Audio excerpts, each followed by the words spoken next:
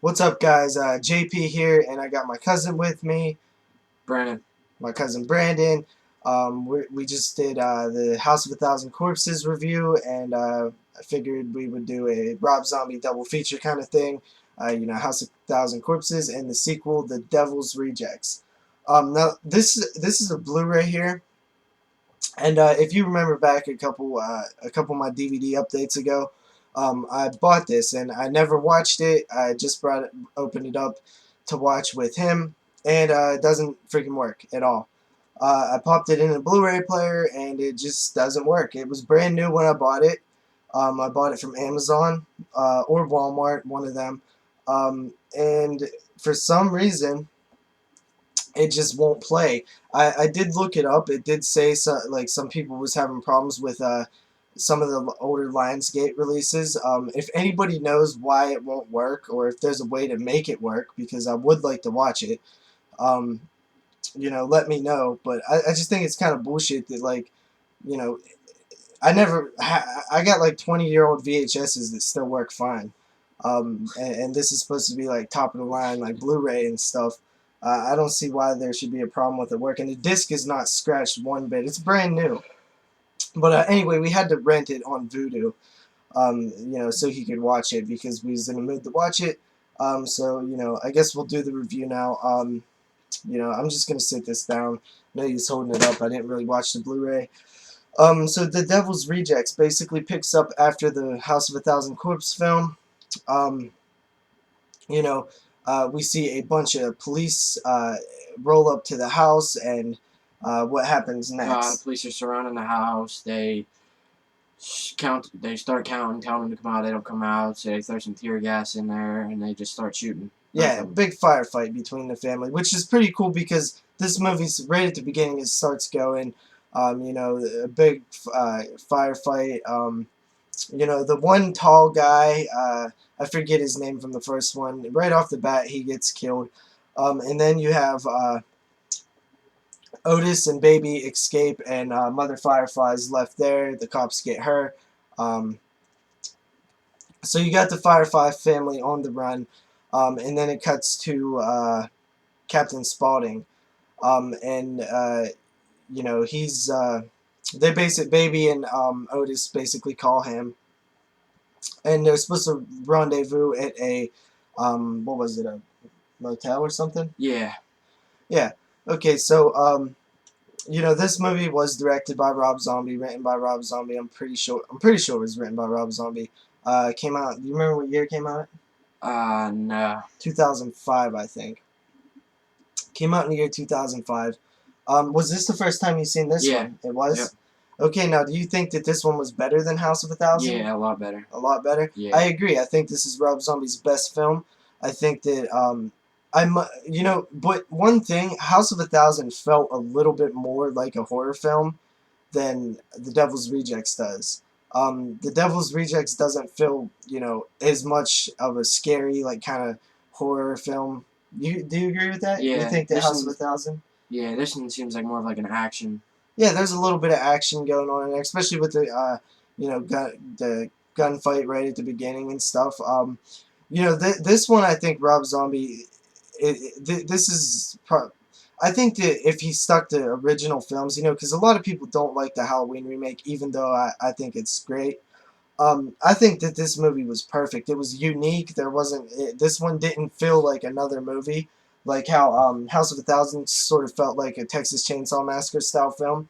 This one felt kind of unique and on its own, and it really feels a lot different than the first film. Would you agree? Yeah. So yeah, they go to the hotel. You have you know, really a pretty disturbing, I guess, kind of slimy, grimy, sleazy type scene in the hotel. You know what I'm talking about? Um, the one dude comes back with the beef jerky. The people who've seen that seems that seems pretty funny. This one's definitely it feels really brutal. I first seen this in the drive-in, I think, back in 2005, and I was pretty at the time. It was one of the most kind of disturbing films I've ever seen at the time. Um, What do you think? You think it was pretty disturbing? Yeah. Certain parts, pretty like crazy, Yeah. uncomfortable as hell feeling. Um, yeah, so I wish I would have got to watch it in HD, but my internet type ain't fast enough to stream in HD. Um, so we had to watch the standard definition. So also it has Ken Foray, Ken Forey, you know Ken Foray or whatever. The you remember who that dude was? Was he the cop? No, the black dude. Oh yeah, yeah.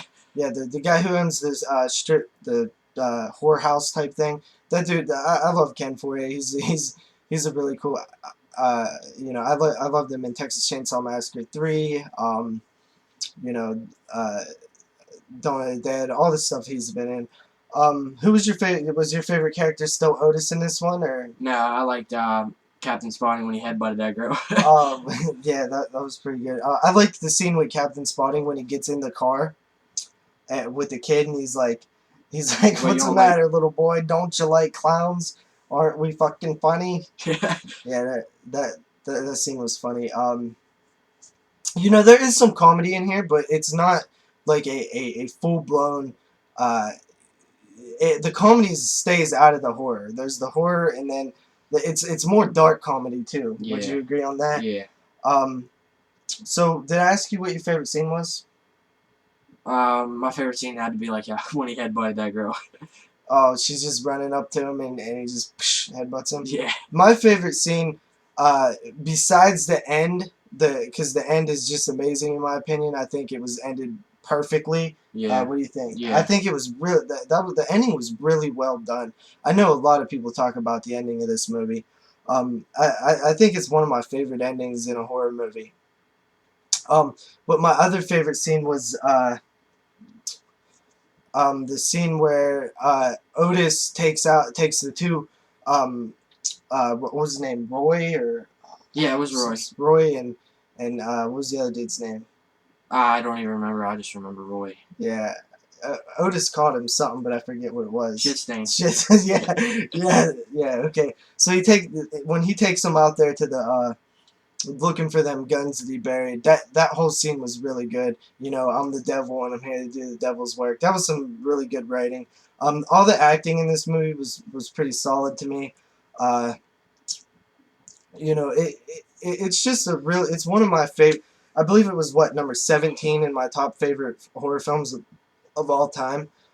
So yeah, and I love the title, The Devil's Rejects. Yeah. That's an awesome title. You know, I would have loved to see another Devil's Rejects movie, but I know it's probably not going to ever happen. I mean, you can't really make a sequel to it. Yeah. I guess you could do a prequel, but everybody looks older, and it just really wouldn't work. You'd really have to stretch to get another one.